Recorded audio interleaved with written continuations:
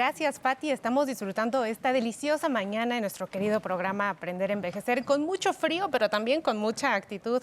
El día de hoy vamos a platicar en esta sección, por supuesto, de un tema importantísimo para las personas adultas mayores. Si usted siente que le cuesta trabajo pasar el alimento sólido o líquido, este tema le interesa. Disfagia se llama el problema de salud y nos los va a presentar el doctor José Bandera Quijano. Hoy tenemos un invitado de la casa. El doctor es médico internista, gastroenterólogo y, por supuesto, un gran amigo, colaborador y compañero del 11. Pepe, qué gala. Gracias por invitarme. Contento de estar aquí con ustedes. Gracias, Citlali. Oye, qué bueno que tocas este punto porque muy poca gente lo conoce. Disfagia es dificultad para tragar.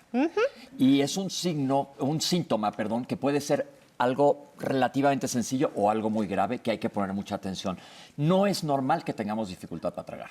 Eso es algo importantísimo. A la gente se le dice comúnmente, Pepe, pues es que usted ya no traga bien por la edad. No, pues si se le atora, pues más despacito. A ver, muela la comida si ya no le cuesta trabajo. Y les buscamos 20,000 formas de que la gente pueda comer, pero no es normal. No es normal. ¿Por qué pasa esto? Ahí te va. El esófago es el tubo que va de la boca al estómago. Ese tubo, ahí es donde normalmente se atoran los alimentos. Nosotros tenemos 3 tipos de movimientos en el esófago. Uno que va de arriba para abajo, imaginemos una pasta de dientes que la aplastas desde abajo para adelante.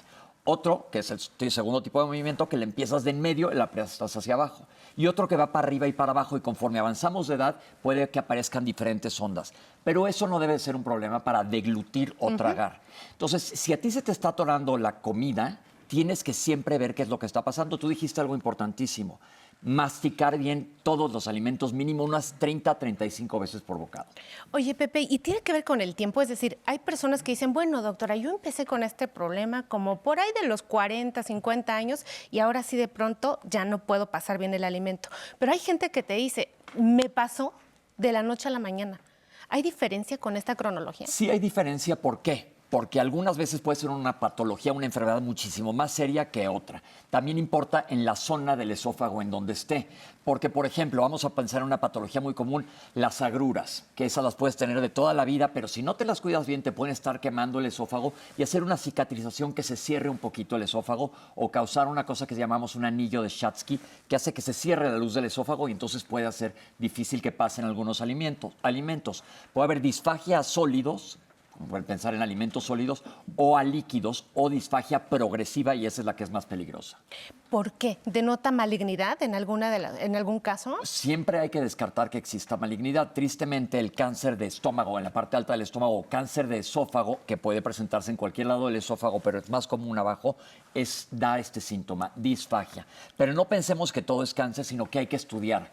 También pensemos en adulto mayor, gente que tiene antecedentes, por ejemplo, de diabetes, hipertensión, obesidad, y han tenido un problema vascular cerebral, puede causar disfagia desde arriba de la dificultad para la deglución. La deglución es un mecanismo interesantísimo. Que este problema vascular cerebral es lo que le llamamos comúnmente como embolia o un derrame cerebral. Exacto. O sea, la gente que tiene ese antecedente tiene más predisposición de presentar esta dificultad para tragar el alimento. Exacto. O enfermedades primarias del esófago también hay. Por ejemplo, existe una enfermedad que se llama acalasia, en donde el músculo de abajo del esófago que se abre y se cierra para que pasen los alimentos se pone durísimo, como que hiciera muchísimo ejercicio. Esto se llama acalasia y puede haber también arriba. Entonces, cada uno tiene un abordaje diagnóstico diferente, pero todos hay que estudiarlos. Es decir, cuando a la persona se le diagnostica disfagia, búscale algo más, Siempre. porque algo más está denotando que esta persona no pueda pasar el alimento sólido o líquido, como lo hemos dicho. Exactamente, y disfagia es nada más un síntoma. Entonces, tengo dificultad para tragar, es decir, tengo disfagia. Ahora vamos a buscar cuál es la causa. Pepe, ¿qué hay de las causas neurológicas? Causas neurológicas puede haber muchas. La más común es por lo que acabo de comentar, algún daño por un problema vascular o algún otro tipo de un tumor en el sistema nervioso central o alguna degeneración específica. Parkinson te da mucho problema, pero es mucho más motor que de músculo liso. Hay 2 tipos de músculo. Músculo, el estriado, que nosotros manejamos y ves mucho temblor en Parkinson, pero también te podría dar problemas de deglución. Todas las veces que haya problema para tragar, puede ser algo importante. O puede ser, por ejemplo, me le pasó a mi hermana que yo no le creía porque siempre arma tango, me dice no puedo tragar y lo que pasa es que se había atrabancado de comida y se le hizo una impactación de alimento en el esófago. Pepe, ¿qué hacemos con la disfagia? ¿Cómo hacemos el diagnóstico? Bien, se me hace una súper pregunta. Hay que estudiarla siempre. Entonces, ir con tu médico a que te haga un interrogatorio y te va a preguntar todo lo que acabamos de platicar. Desde cuándo empezó, si tienes síntomas asociados, si de plano no puedes pasar nada o solo algunas cosas, si solo es a veces, o si ha sido progresiva, de sólidos hacia líquidos. Todo esto nos indica qué puede pasar. Entonces, hay tres tipos de estudios para estudiar la disfagia. Uno de ellos es la endoscopía. La endoscopía es donde metemos un tubo por la boca y bajamos por el esófago para ver directamente qué está pasando. Haz de cuenta, pensemos que estás adentro de un túnel y se han caído las paredes, lo vas a ver si te metes adentro del túnel. Pero si estás adentro del túnel, tú no sabes por afuera cómo es el túnel, cómo es la construcción de este. Entonces existe otro tipo de estudio donde tú vas a rayos X y te van a dar de tragar un material ¿Qué pinta? que pinta. Entonces te va a pintar la forma. Por ejemplo, ahorita le podríamos decir al público, nosotros sabemos que este foro tiene X número de paredes, pero visto desde la calle no sabemos cómo es el edificio. Y entonces, por ejemplo, otra causa de disfagia también en gente mayor es que crezcan un poquito lo que nosotros llamamos las apófisis de las vértebras y estén comprimiendo hacia el esófago. Entonces, si tragas un bocado grande, puedes que lo sientas que te lastima. Eso no es algo peligroso, sino que sucede. Y si tú pides un trago en un estudio de imagen, vas a ver la anatomía por afuera. El trayecto. Exactamente. ¿No? Pepe, necesariamente una persona que ya convive con todos los factores de riesgo que acabas de mencionar para que presente disfagia, ¿tiene que tener en mente que pudiera tenerlo? ¿Qué tan frecuente es en la población? No es tan frecuente, afortunadamente, la disfagia, pero sí es un síntoma que vemos. No es tan frecuente como el dolor abdominal u otras cosas, pero siempre hay que tomarlo en cuenta. Y me faltó un estudio. Si se descarta que no hay nada anatómico, es decir, no hay nada anatómico, quiere decir que hay algo alterando la arquitectura, puedes hacer un estudio de manometría esofágica. La manometría te va a medir estas ondas peristálticas de propulsión del esófago y se van a traducir a una computadora y se van a graficar para ver cómo está funcionando estas ondas que les platiqué al principio. Es un temazo esto de la disfagia, sobre todo la gran cantidad de posibilidades Exacto. diagnósticas que tienes que tener presentes. Me dicen que ya tenemos a nuestro público con Tatiana. Buenos días, mi nombre es María Guadalupe Ramírez, tengo 72 años y mi palabra era esa, mi duda, el atragantamiento, ¿se puede disminuir, se puede evitar? El atragantamiento, ese es otro punto, ese no es necesariamente disfagia, pero es una muy buena pregunta. Para el atragantamiento, ahora sí, como nos decían, ustedes son adultos que nos educaban diciendo, mastica bien y con la boca cerrada, importantísimo. Masticar varias veces el bocado, nunca dar bocados grandes, porque eso se nos pueden atragantar.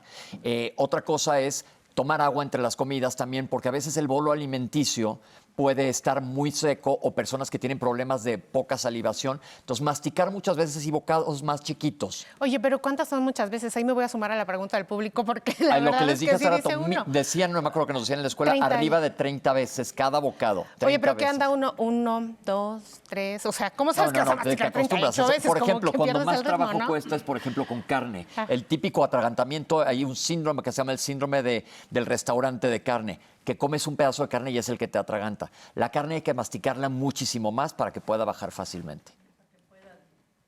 Pasar fácil. Pasar más fácil. Exacto. Muchas gracias por la pregunta, Lupita. Gracias, Pepe, por responderla. Y bueno, la pregunta del millón, nos queda casi nada de tiempo, Pepe, pero es el tratamiento. Yo sé que es un reto, pero ¿qué se hace con ello? ¿Se rehabilita? ¿Se medica? O, por supuesto, esta corrección al estilo de vida que nos propones, por supuesto que la vamos a tomar en cuenta, pero ¿qué más? Ahí te va, pues obviamente te van a tratar dependiendo de qué sea. Si es un problema por ácido, te van a dar antiácidos. A lo mejor te pueden hasta dilatar el esófago con unos balones que lo dilatan por adentro para volver a abrir la luz del esófago. Eso sí es algo ácido péptico, pensando en el ácido del esófago. Si tienes un tumor, pues se va a tratar. Los tumores de esófago son particularmente peligrosos porque el esófago le falta una capa que tiene todo el resto del tubo digestivo. Pensemos en una salchicha que tiene una recubierta. Este no lo tiene el esófago, entonces es más fácil que corra un tumor de esófago. Entonces ahí te darán tratamiento quirúrgico y probablemente con apoyo de oncología te darán otro tipo de tratamiento. Si es una disfagia por un problema neurológico, puede haber rehabilitación también. De acuerdo a la gran posibilidad de factores que te predispongan o diagnóstico que te predisponga a presentar una disfagia, se te dará el tratamiento. Exactamente. Es por eso que tienes que tener una evaluación completa con los médicos. Exacto. Fíjate, Pepe, que este tema nos interesa particularmente en las personas adultas mayores, porque a veces le dicen, bueno, pues es que mi mamá ya no come bien, entonces búscale un liquidito porque ella ya no mastica la comida. A veces no depende de las piezas dentales y nosotros sabemos que este tema lastima la vida de las personas mayores porque les favorece desnutrición, sarcopenia, y es como hilito de media para que se vayan Claro. todos los diagnósticos y, bueno, todas las complicaciones que pueden empezar a presentar las personas mayores. Me encantó que escogieras este tema porque poca gente habla de la disfagia. Pepe, pues como siempre es una gala estar contigo platicando y hoy tenerte aquí en Aprender a Envejecer, pues se disfruta Gracias, muchísimo. gracias por invitarme. Gracias al público.